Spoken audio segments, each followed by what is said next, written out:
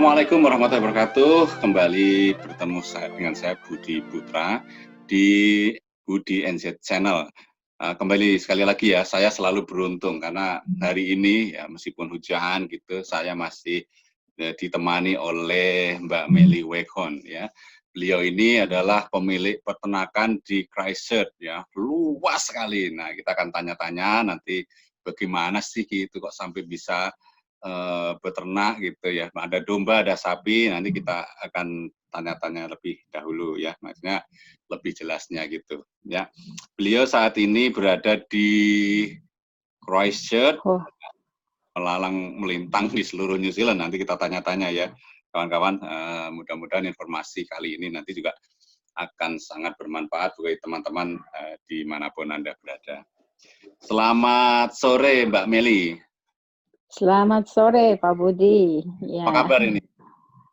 Baik, ya, luar Hujan biasa. juga ya di Christchurch ya?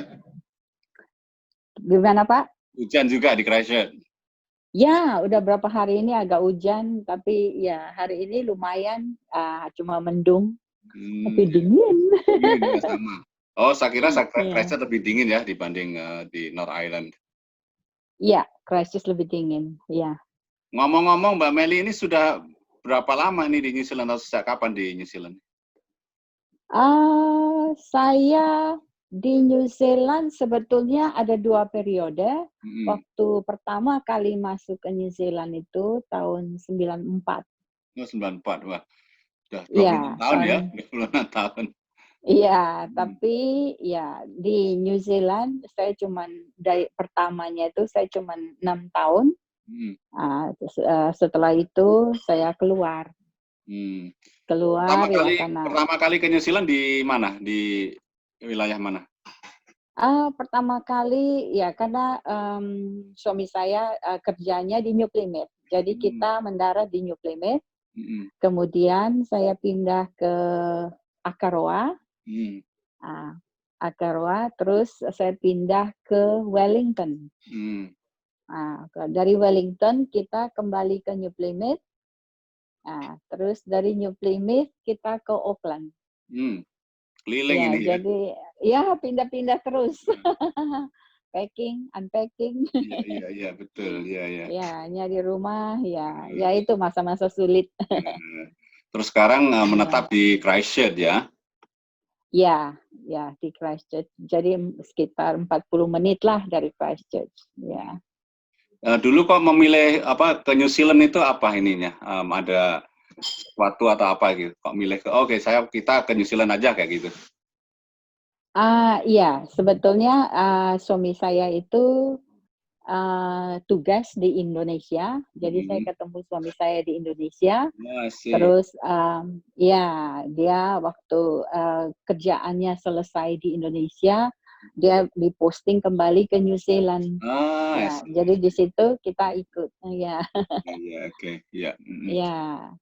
Nah, sekarang kan Mbak Meli ini kan memiliki peternakan ya gitu. Kok bisa gitu? Dari setelah pindah-pindah dari tempat ini kok bisa ke peternakan ini, bisa dijelaskan nggak ini? Kenapa kok bisa gini? Farming, ya peternakan ini udah mendarah daging di keluarganya suami saya. Karena suami saya sendiri, beliau bukan peternak, dia bukan farmers, beliau udah di-train sebagai geologis. Ya, itu alasannya kita pindah-pindah dari satu tempat ke tempat yang lain. Ya, karena dia bekerja di perusahaan oil company, perusahaan minyak. Ya, makanya beliau juga kenal beberapa tempat-tempat di Indonesia karena udah pernah. Ya, itu daerah Riau, Kalimantan, semua itu sudah dijelajahi. Iya. Untuk farming ini kan kalau New Zealand banyak ya, ada di Hastings, ada di Rotorua, ada di Invercargill, ada di Dunedin. Kenapa ini milih Christchurch ini? Apa ada kenangan tersendiri nih Christchurch atau ada sesuatu yang menjadi pertimbangan? Christchurch, kita di Hororata, dekat Christchurch. Ya, kita memilih tempat sini. Saya sendiri juga bersyukur ya, Christchurch ini ideal banget Ideal banget. Selain suami saya itu lahir di Darfield, dekat dengan Christchurch. Ya, dia lahir dan besar di sana. Terus dia kuliah di UC, terus pindah ke dapat PhD-nya di Victoria University. Sih. Ya. Ya. Jadi kita milih daerah sini, selain suami saya memang suka daerah sini dan ideal banget, dan tempatnya juga cantik. Ada lebih datar ya kalau di Christchurch itu ya? Ya, kebetulan kita dan dia juga udah tahu mengerti daerah-daerah sini.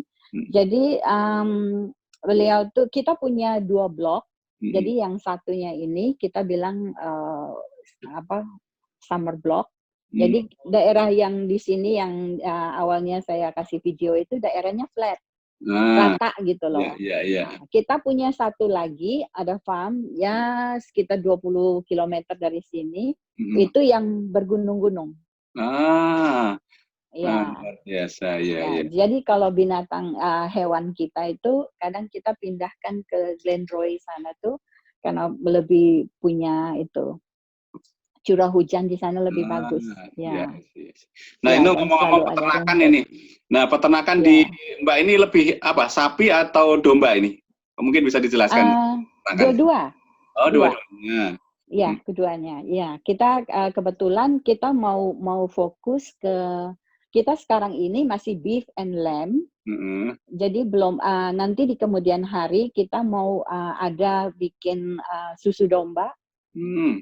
Peternakan susu domba, ya. Jadi untuk mengarah ke sana itu perlu preparation yang ya kalau untuk marketingnya itu di New Zealand sendiri itu masih kurang bagus.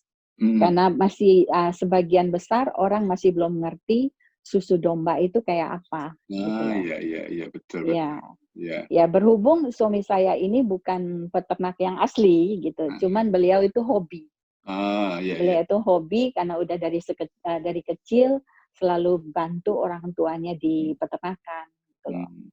Jadi kalau saat ini tuh sudah berapa ribu hektar ini termasuk gunung-gunungnya itu, Mbak? Ya kita baru 550 hektar. Wah, 500 bukan baru lagi. Ya ini kalau ternak kalau di New Zealand itu termasuk skala medium ya. Oh, medium ya. Kalau ternaknya sendiri kayak domba, sapinya ada berapa ribu nih? Berapa ratus? Kalau domba baru beberapa ratus ekor karena kita masih mau untuk breed khusus, jenis khusus untuk perah susu domba. Perah susu domba ya. Kalau yang sapi juga sapi perah juga ya? Sapi cuma beef. Oh, cuma beef aja, cuma yang terpotong ya. Untuk sapi potong. Kalau pemeliharaannya sendiri itu berbeda banget nggak dengan memelihara kambing beef sama domba gitu? Ada perbedaan khusus atau apa sih spesifik gitu nggak? Iya, ada itu. Kalau melihara sapi itu kerjanya lebih berat. Iya. Iya, apalagi kalau sapi jantan itu ya perlu tenaga untuk itu ya.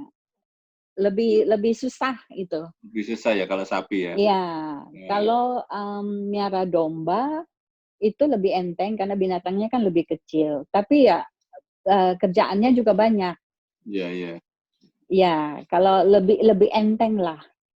Karena suami saya ini kan dia bukan dia geologis ya. Iya. Ya, seorang dari geolog. Ya, beratus-ratus domba sama sapi ini dikerjain sendiri atau dibantu oleh pekerja yang lain, Mbak?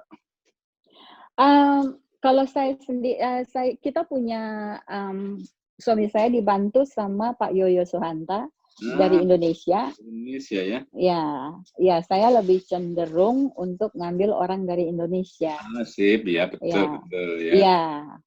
Nah, untuk selain ya kita di sini juga supaya bisa berkembang. Jadi untuk dia belajar juga gitu loh.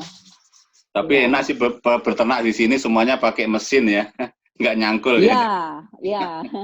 Meskipun 1-2 orang itu bisa mengcover yang 500 hektar itu hanya bertiga berempat aja bisa selesai gitu, karena nggak perlu Ya, cara, semuanya pakai mesin ya gitu. Nah, iya. untuk yang domba sendiri kan itu akan menyediakan susu domba ya. Sebenarnya manfaat dari susu domba sendiri seperti apa sih, Mbak Meli? Ya, perbedaan kalau susu domba ini is the best milk ya. Jadi susu yang paling baik yang untuk dikonsumsi manusia. Kalau susu domba itu lebih untuk kandungan nutrisinya lebih bagus, lebih halus, lebih gampang dicerna dan tidak mengakibatkan penyakit jantung. Dan dia lebih dia lebih creamy dan lebih mudah dicerna. Dan susu domba ini memang sering disuggest buat anak-anak balita dan juga orang-orang tua. Kalau dari susu domba ini sudah dalam bentuk kemasan atau masih cair gitu untuk pemasarannya, atau sudah dibikin seperti apa sih? Bukan serbuk sih, seperti apa bubuk ya, susu bubuk gitu. Iya, kalau di North Island itu udah ada diekspor ke Cina untuk dibikin susu bubuk.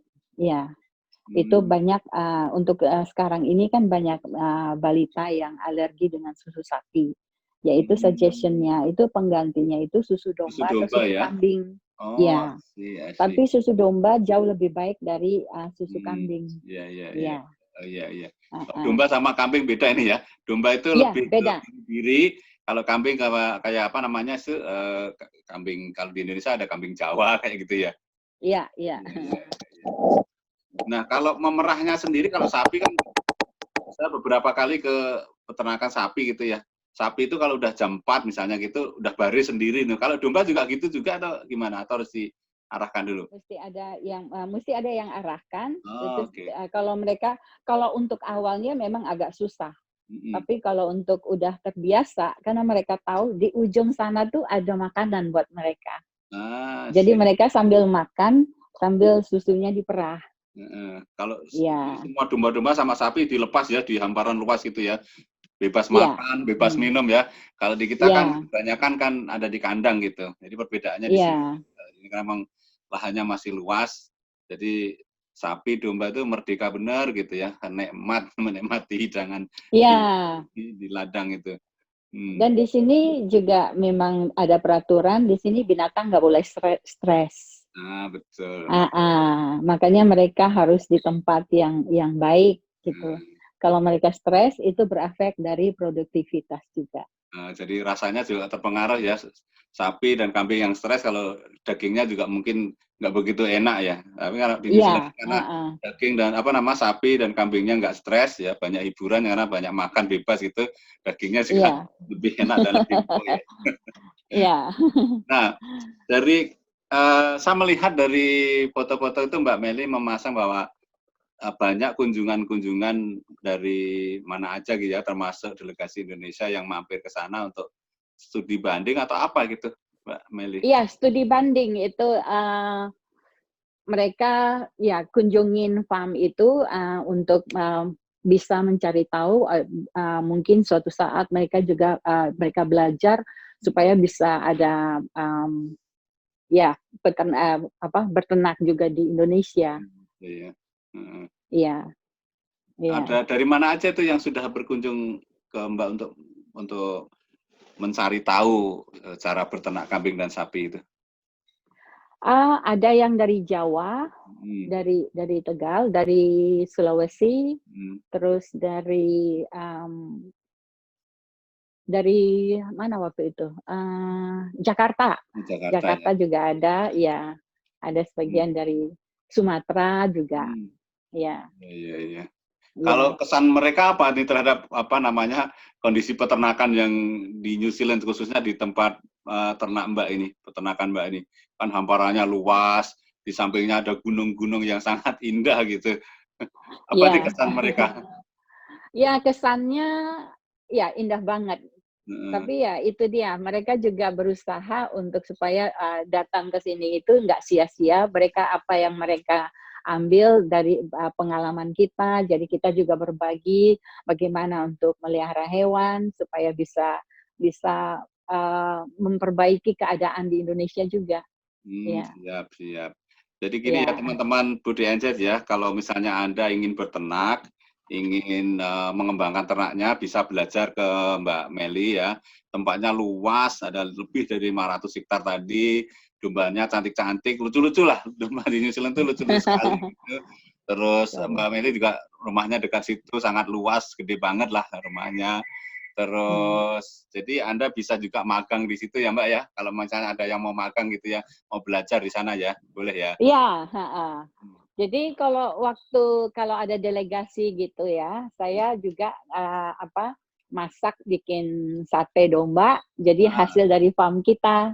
oke, sembelih Jadi sendiri berarti? mereka betul. Jadi Asik makanan sekali. Indonesia pun bisa disulap dari walaupun bahan-bahan dari sini semua gitu loh. Iya iya. Ya. Kalau dari segi pemasaran, susu domba itu gimana itu, Mbak? Apa khususnya di New Zealand aja atau gimana yang di Mbak nih, dari farm-nya Mbak Meli?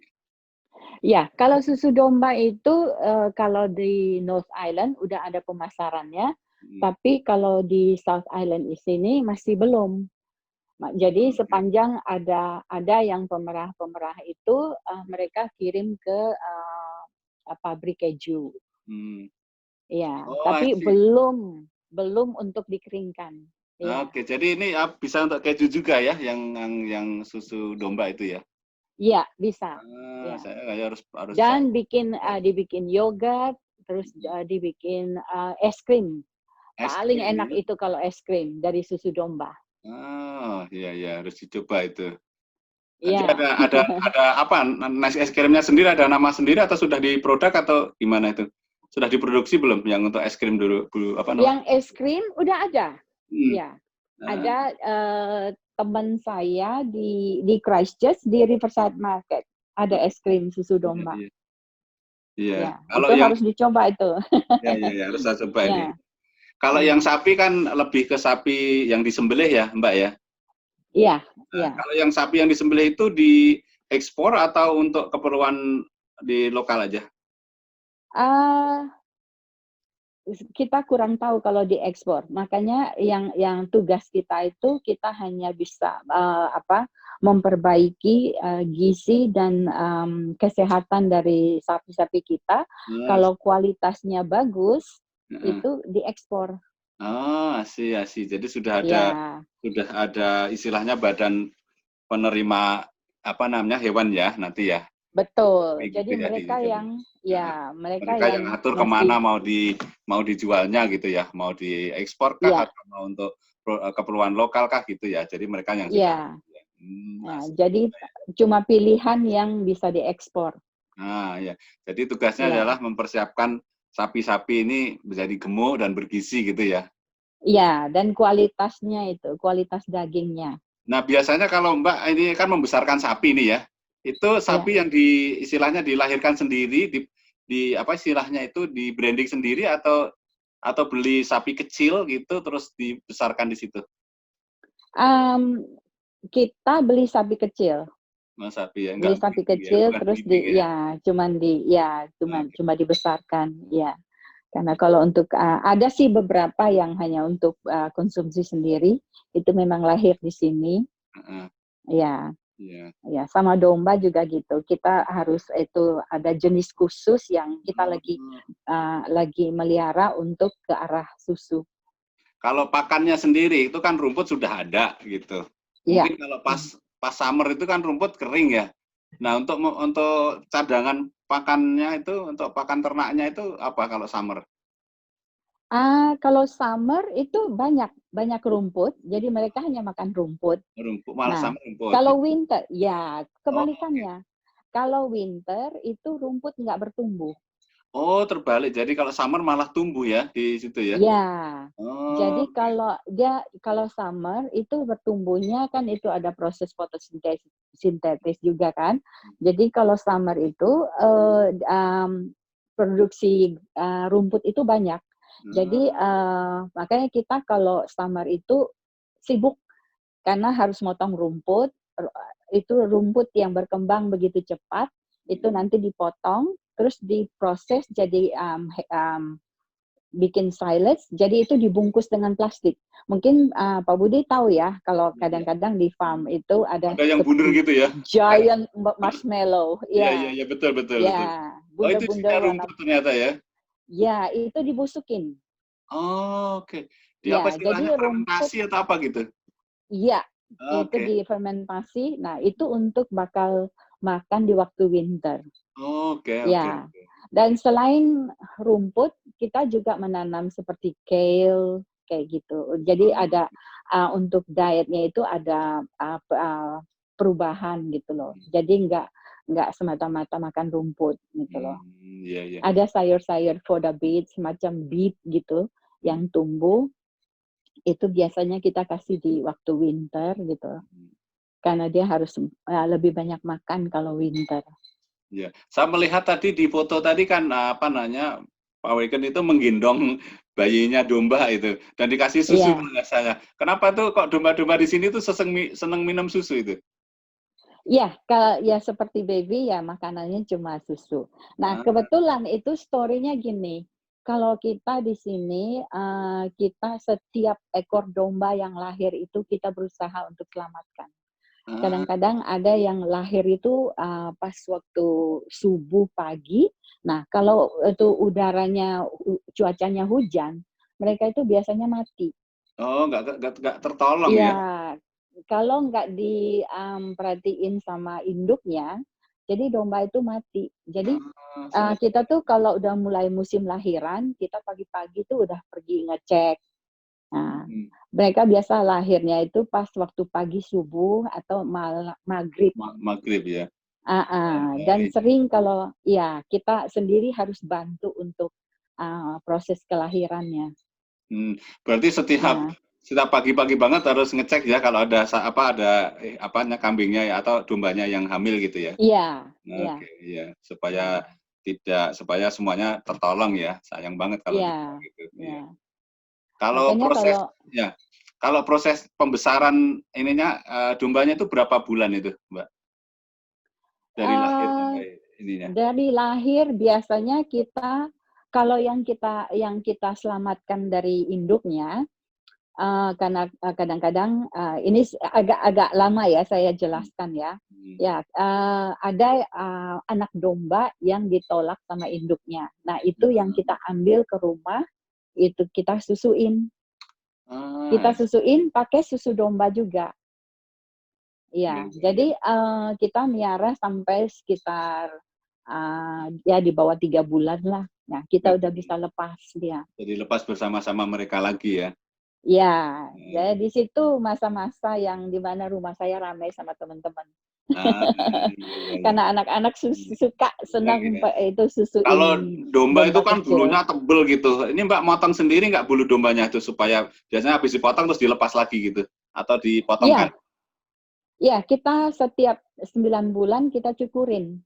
Gitu dicukur gitu ya? Dicukur bulunya itu. Karena dia harus ada panjangnya ya minimum sekitar 8 cm, 10 cm. Baru kita cukur. Karena menarik sekali itu kalau lihat pencukuran domba itu. Ada lombanya juga itu cepet-cepetan gitu.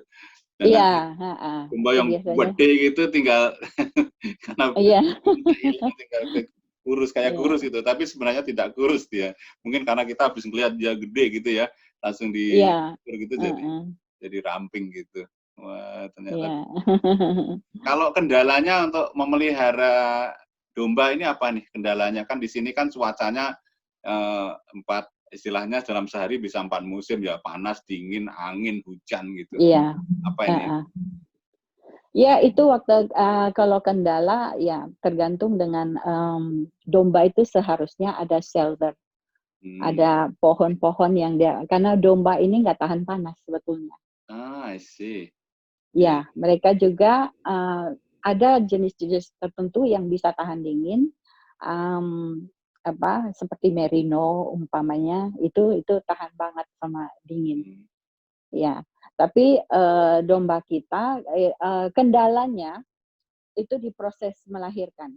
Oh iya. Ya, kita harus cepat-cepat untuk menyelamatkan mereka. Ya, karena itu mereka biasa kalau lahirnya itu kan di akhir winter atau di awal spring. Itu memang cuaca yang masih agak dingin dan basah ya. Iya, iya. Hmm.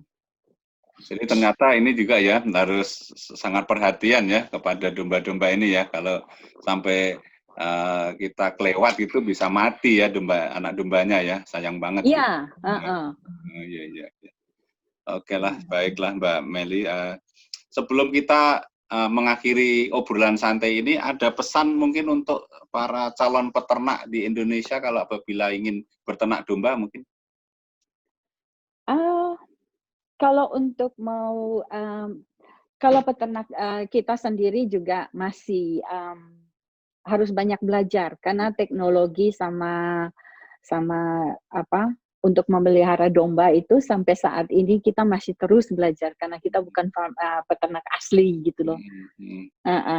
Karena itu dan bagus di negara sini itu banyak link-link yang bisa membantu untuk supaya kita bisa terus memperbaiki kualitas daripada domba ini. Ya, kalau melihara domba ini enggak terlalu, kalau untuk Indonesia masih kurang itu karena domba jarang di Indonesia kan lebih banyak kambing. Kambing ya, kambing untuk yang disembelih ya, bukan untuk diperah ya. Iya.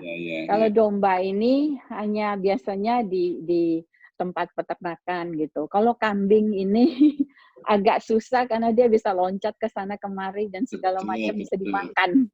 Iya. Bahkan di New Zealand ini juga ini ya banyak kambing liar ya yang menjadi istilahnya jadi hama malah gitu ya, banyak banget yang di hutan-hutan itu kambing liar itu ya kayak goat gitu ada sih ya. Bahkan kalau saya golf di Karori itu kita kalah sama gerombolan kambing yang coklat itu, kambing Jawa istilahnya gitu. Oh iya. Ratusan itu. Jadi dan itu kan nggak boleh dipukul juga, nggak hanya kita ayo pergi kayak seperti itu. Iya. Ya, tapi memang perlakuan hewan di sini kan memang ya, baik ya, tidak ada penyiksaan dan sebagainya. Jadi semuanya hidup damai lah, pohon pun damai kalau di New Zealand itu. Iya, betul. Baik Mbak Meli, terima kasih banyak atas waktunya, sharingnya, berbagi ilmu. Mudah-mudahan apa yang kita obrolkan sore hari ini bisa bermanfaat untuk khususnya saya ya, karena tambah ilmu bagi saya. Untuk teman-teman di Indonesia yang mau beternak, nanti kalau ingin belajar ke Mbak Meli bisa silahkan komen di bawah ini. Bisa saya sampaikan ke Mbak Meli gitu. Kalau ada yang mau berkunjung ke Christchurch nanti kalau sudah pandemi ini sudah usai, silakan nanti bisa juga magang di sana cara gimana sih melook after kambing, melook after sapi gitu, peternak yang baik itu seperti apa. Nah, nanti silahkan nanti kita sampaikan ke Mbak Meli. Dengan senang hati. Ya, siap. Kita bisa bikin farm tour. Ya.